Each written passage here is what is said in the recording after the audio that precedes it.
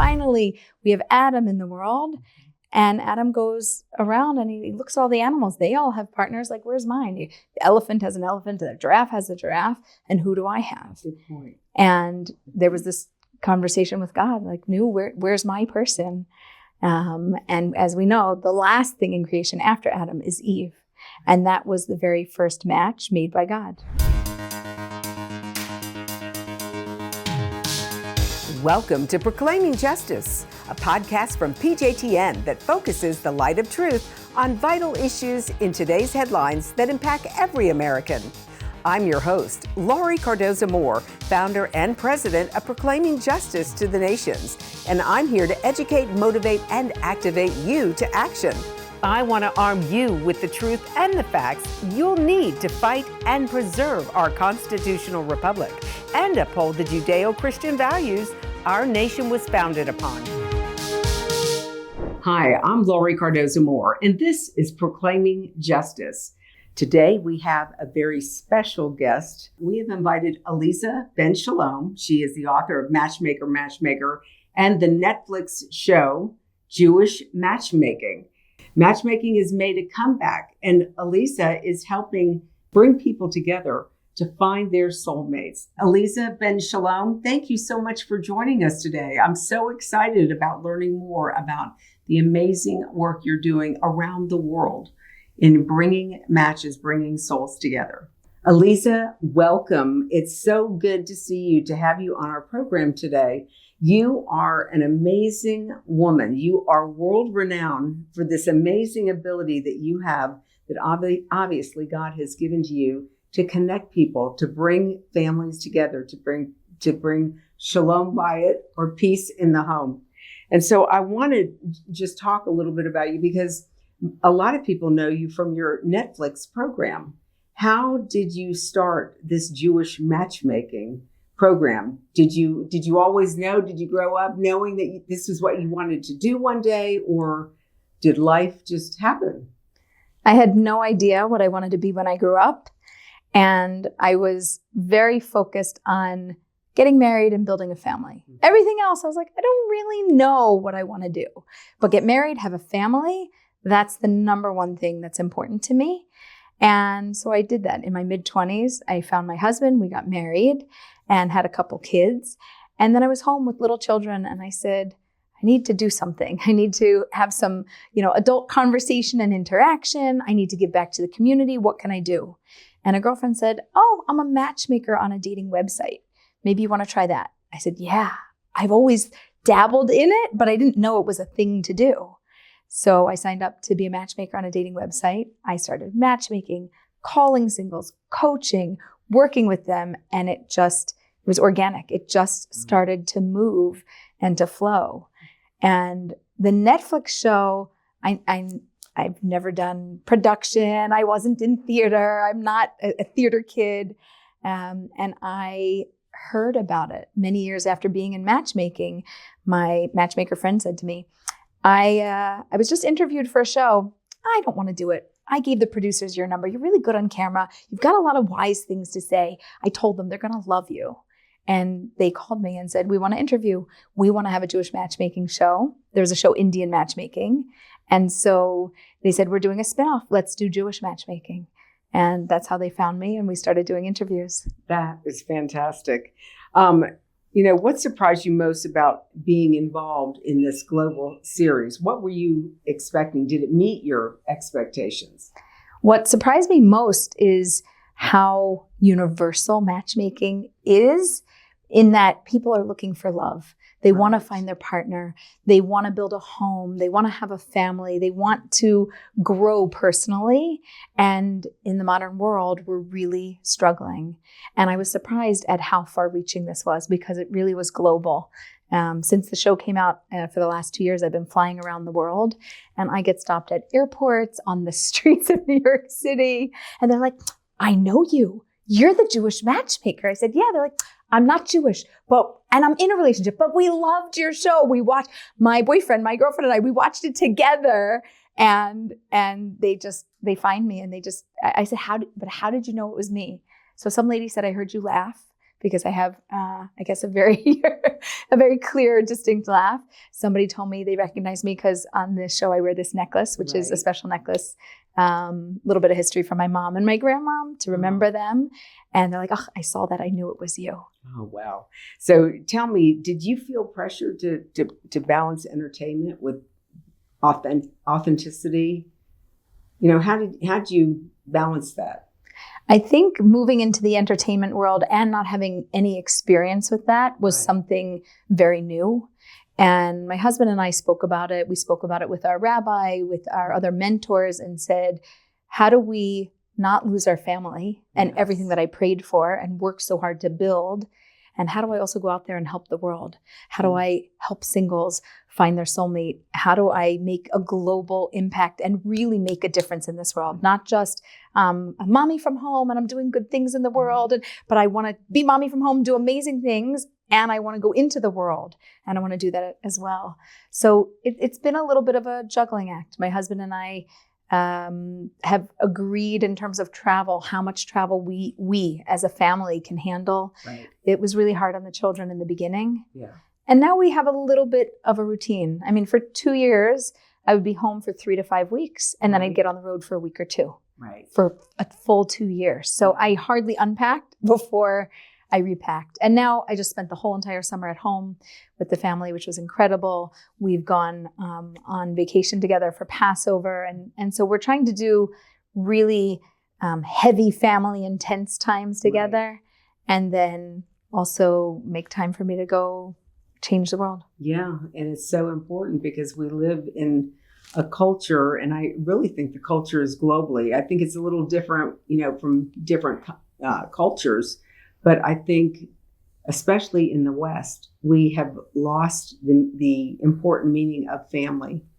And a lot of it has to do with what society, like, for example, you taking the time to figure out how am I going to balance this mission, this goal that I know I've been called to, which will actually help prepare the world or help the world.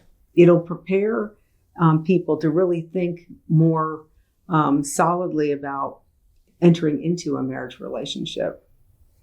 So, let's talk about tradition and the spiritual depth. Where does the Jewish matchmaking originate from? Is it, where does it biblically come from? Where is tradition part of the story? Tell us about how Jewish matchmaking can affect and change the world, even people of different faith or no faith at all. So Jewish matchmaking started way back in time. If we go all the way back in the Bible, when we look at the creation of the world, right? We have all the things in the world that are created. We have the heavens and the earth and the waters and the animals. And finally, we have Adam in the world. And Adam goes around and he looks at all the animals. They all have partners. Like, where's mine? The elephant has an elephant. The giraffe has a giraffe. And who do I have? Good point. And there was this conversation with God, like, where's my person? And as we know, the last thing in creation after Adam is Eve. And that was the very first match made by God in the world. And that's a great example. So that's the first match that happened. And then we look at the Bible again and we see Abraham sent out Eliezer on a mission. You go find a wife for my son, right? Yitzchak needs to get married. Isaac needs to get married. You need to find a wife for him. And Eliezer goes out and says to God, I need a sign, right? I need to know who this person is. Right. And so the one that will give water to me and to feed all of my camels, I'll know she's generous and she's a loving person. This is a good person. Right. And she embodies kindness. And so we see this throughout the Bible, all these different examples of matches being made. So in Judaism, we have a very strong tradition of matchmaking in our culture. That's very exciting. Yes, that is true. And I thought about that before this interview. I was thinking about the biblical stories of those matches that were made. What is the deeper meaning behind matchmaking beyond simply finding a spouse? I think behind matchmaking is giving at the highest level. When we have two people that are, brought together, forget about children for a minute, just the couple themselves, Right. the greatest way to build yourself in the world is to give. In Hebrew, the word ahava, which means love, at the root of that word hav, it means to give. So literally we have the formula for developing love. And the more that we give, the more that we develop love. And this works both in the sense with other people, but it also works with God in our lives. And by giving, we're developing more love, and we're growing, and we're connecting. And I think at the root of that, we become the best version of ourselves. So we live in this app-driven culture. And how do you feel that the dating apps affect what you were doing? The dating apps turn every dater into their own matchmaker. Mm-hmm. On one hand, this is fabulous. It gives you an entire database of people to look into, to get curious about, to try to set up a date. Right. On the other hand, it turns you into a matchmaker. Mm-hmm. So if you don't know much about doing it, or if you're not used to doing it, you can burn out very quickly. You can get very frustrated. If you don't understand I'll call it statistics of dating, which is basically, if we had 100 people in front of you, 90 would probably be really wrong. 10, okay. And of those 10, maybe 2 you'd be really excited about.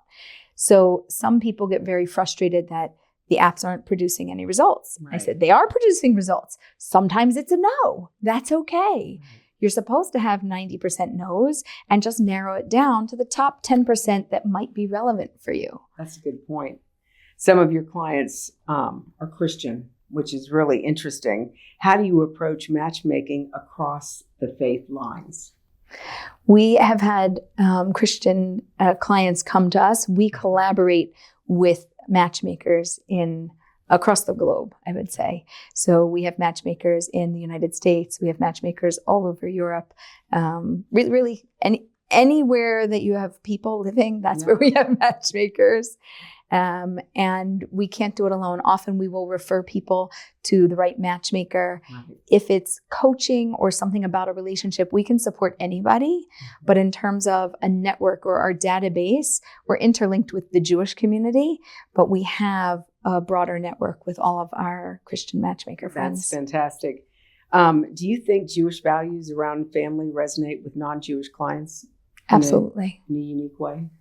Absolutely. I think that Jewish values are very much family values. Right. And I think that whether it's Christian values or even somebody that's secular that wants to build a family, you understand that there's certain principles around that. Mm-hmm. And I think Jewish wisdom has a lot to share about that. The first just concept is that the couple themselves, that's the most important unit. Mm-hmm. We go on to have children, we build families, and we're all excited. But we hope you should grow up, leave the home, build your own family. The unit between the husband and the wife, that is really the most holy and the most important union that we have. And if you are in a good place with your spouse, you will be able to raise a good family. Right. Very good. Have you seen matchmaking as a way of building bridges between communities that share these same similar values?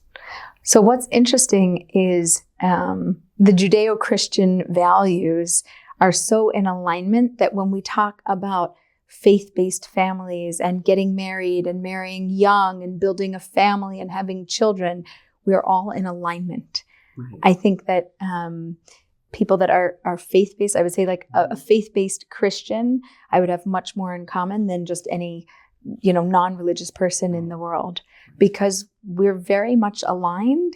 We have different religions, we have different cultures, different practices, right. But we believe in God, we believe in community, we believe in family values, and all of those things are completely in alignment. That's amazing. So this leads me into the next question, because as you know, part of our mission as an organization, as Proclaiming Justice to the Nations, is to combat the anti-Semitism. So I want to ask you, as a Jewish figure in the public eye, have you encountered anti-Semitism in the work that you do?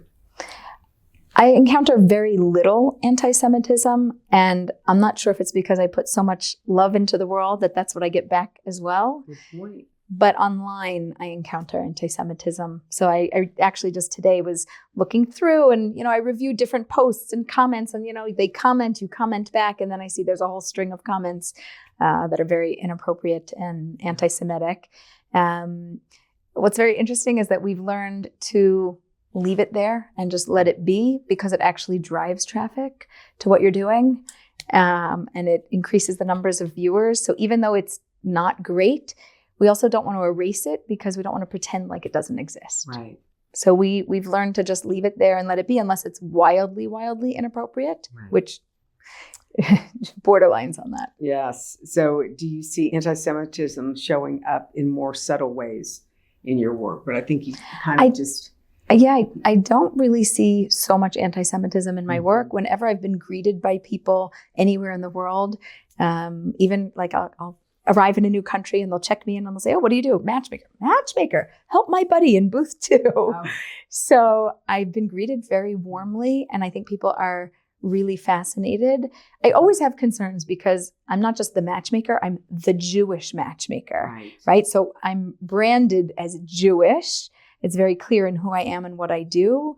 But I'm trying to think, there was only, that I haven't, you know what?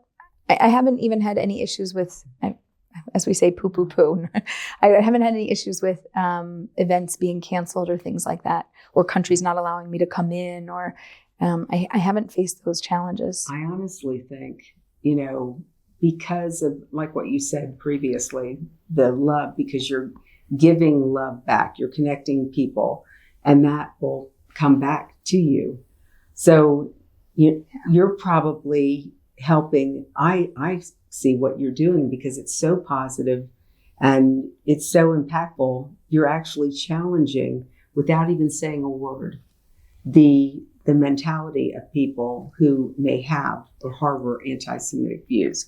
So it's amazing to see the work that you're doing. Again, the global reach that you have, the cultures that you are affecting and helping to make the world a better place.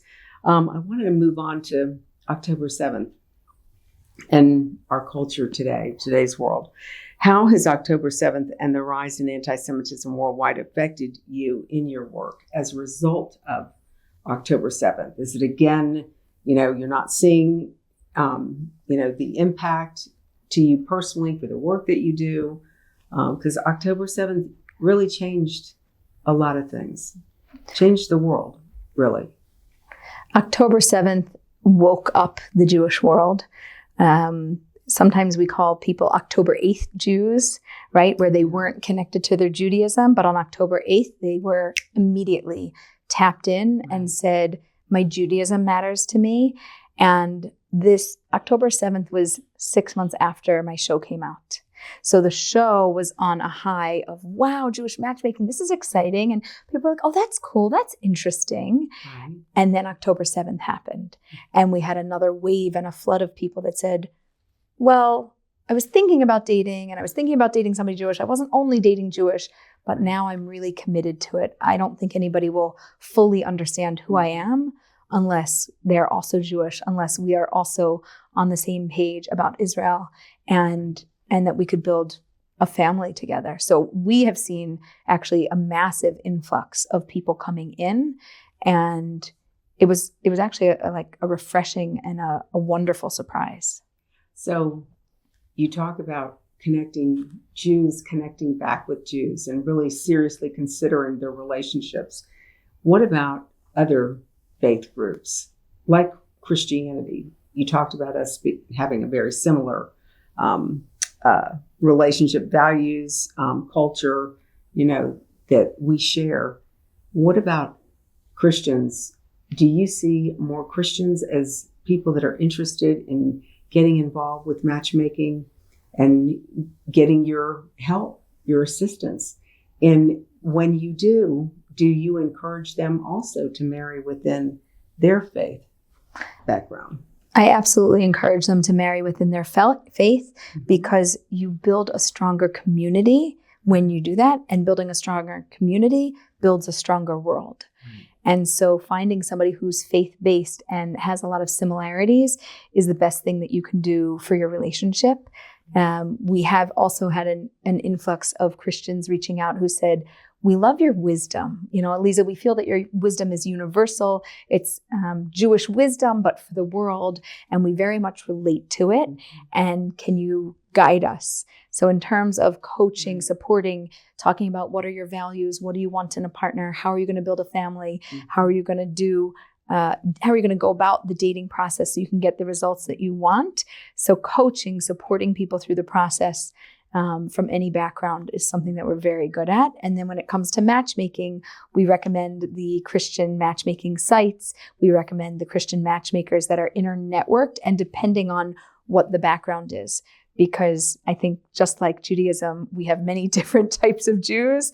I think there's many different types of Christians, and we're trying to find the niche matchmakers in each area to service everybody who's looking for someone. That's fantastic. So do you see that the act of matchmaking helping to strengthen Jewish families and make them more resilient to the adversities that we face in life?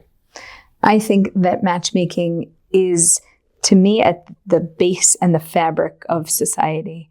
I think that a stronger, better world can result because we make matches. We've seen a delay in marriage. We've seen a massive increase in divorce. Yes. And so if we're not getting married until our 30s, and then there's a higher rate of divorce, we are missing whole generations of people that we used to be able to bring into the world to strengthen our communities. And so to me, matchmaking is a way to enter into world peace, is a way to strengthen ourselves and increase a higher level of awareness in the world of doing good. And good starts at home. Good starts with building our families, building our communities, and then giving back to the world. That's beautiful. What message of hope would you share with Jewish and Christian audiences right now about considering doing the matchmaking? Maybe it's a parent, their children are getting close to the age where they're going to be looking to get married. What would you share with the audience from a Jewish community or from the Jewish community and the Christian community about how important this matchmaking is and how can people get involved? So I think that matchmaking is, by me, it's the most important thing. That's why I'm doing this. For parents, you cannot want it more than your child wants it for themselves. And the best way to help motivate them to want it is to be in a healthy marriage and to be happy within that marriage. Not every day is going to look that way, but to show people what a beautiful example it is to be in a relationship. I would lovingly lean into, maybe you want to, set yourself up, have your friends set you up, take a look wherever you are in life and look around for somebody and ask people in your community to support you. And the message to Jewish and Christian audiences around the world is there's somebody out there for you, right? In Judaism, we believe that there's a soulmate that comes into this world for you, but there's not just one. There's like we think of soul as one, it's not just one. You marry one person at a time, but you have the ability to get married. If you're divorced, you can get married again. If somebody passes away, you can get married again. You have the opportunity to have a soulmate and to make a soulmate. You get married, it's in that moment, you've created your soulmate, right? Something happens, you can get married again. You get married again, now you have a second soulmate. That's fabulous. So in our closing, let's talk a little bit about your show. For those who are watching today who are not familiar with you, how can they watch your show? And you've got this wonderful Matchmaker Matchmaker book that you've written. Tell us about this and how can they get a copy? Because I see this as a book of wisdom. It's coming, and I'll bet you're going to get a lot of people ordering this book because they find themselves maybe personally in that situation, or like I said, they have children that are coming of age to consider getting married. I think what you're doing is amazing. And I think that right now, because of the world, because of the evil that is so, pervasive and the division, the broken marriages, the broken families, broken children, all affected because of that soulmate, making sure we find the right soulmate. Yeah. So how can people learn about you and get a copy of the book, watch your show? It's very exciting. Thank you. So the book you can grab on Amazon or at any of your favorite booksellers. It's available and easy. It'll ship right to you, or you can pick it up at the bookstore. The show Jewish Matchmaking is on Netflix. So you do have to have Netflix to watch it. It's 8 episodes, and there's so much Jewish wisdom in there, but it's plain language. It's just Jewish wisdom for the world. There's a lot of humor and a lot of banter also, a lot of interaction and a lot of play. And for anybody that wants to reach out, you can find me online at Aleeza Ben Shalom, Instagram, Facebook, every platform, LinkedIn. And my website is marriagemindedmentor.com. It was named that because I am marriage-minded. The people I work with are marriage-minded, and my greatest gift is to mentor people and bring them to the place where they know how to find the right person, you get married, and know how to stay married also. Right. So in closing, to the audience, maybe there's someone out there that is listening to what you're saying. What would you say to those people who are looking to find? They haven't considered maybe, matchmaking. What would you say to that individual who may be considering or wanting to get married, looking for that soulmate? What words of wisdom and encouragement would you give? To anybody who is looking to get married, I am going to offer you a blessing. May you find the right person. May it happen this year, and may you both have clarity that this is the one, and move forward and build your lives together. You're inspiring. What an encouragement. You're an amazing woman. God has blessed you with this amazing ability, and the world needs it more than ever. So I wish you every blessing and every success. Amen. In your endeavor. Thank you. Thank you for being with us today. Thank you for having me. Thank you again for joining me on this edition of Proclaiming Justice. Please share this podcast with your family and friends. For more information about how you can get involved, please visit our website at pjtn.org. As a PJTN Watchman, you can help us keep up the fight to preserve our freedom for our children and their children for such a time as this.